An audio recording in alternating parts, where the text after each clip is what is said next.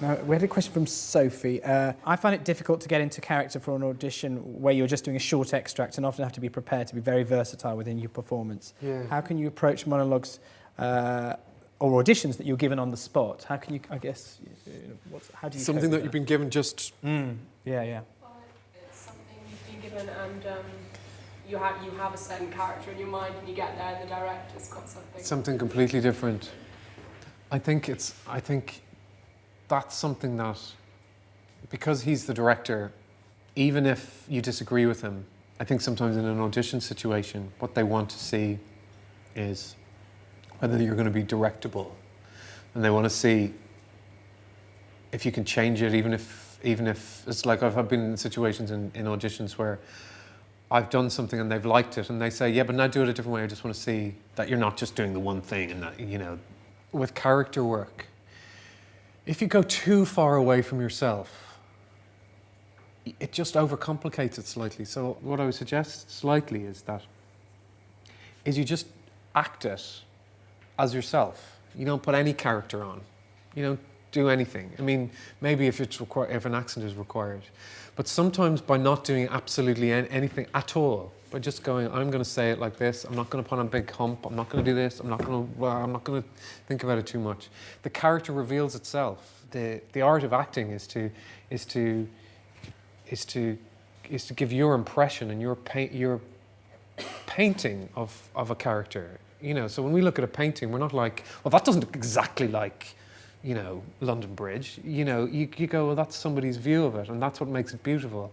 So it's to try and not freak out too much and to go, okay, if you want to do it that way, let's do it that way. And sometimes what can happen is one's ego in a creative situation disallows you from trying lots of things out. And you've nothing to lose by just doing it loads of different ways. You can always go back. If your way is right, you know, it'll still be there. So I was just wondering if when you were sort of starting out as an actor, if there was any moment or time where you sort of felt at a disadvantage because you hadn't gone to drama school or you hadn't had any like a training. Yeah, I did at the beginning.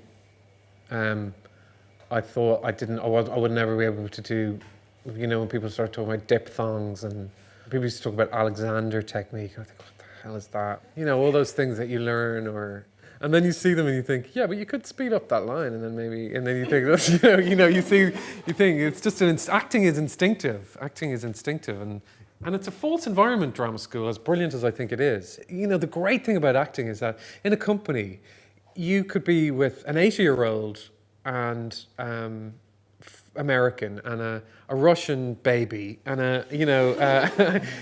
whatever, and 3 dogs, and you go, well, this is what this play is about. So you get to hang out with the most extraordinarily diverse amount of people, you know. And sometimes in drama school, because a lot of people start out between the ages of 18 and 24, and they're your peer group, that's not representative of the acting community, because very few plays are about 6 people that are all exactly the same age. You know, usually there's different people, and that's the great thing about being an actor. I'm going to read Joel's question now. You've had such a varied career working in TV and film to theatre and radio plays, even poetry readings. Is the variation what you love about being an actor, and how did you achieve that? Was it carefully planned, or did it just sort of happen?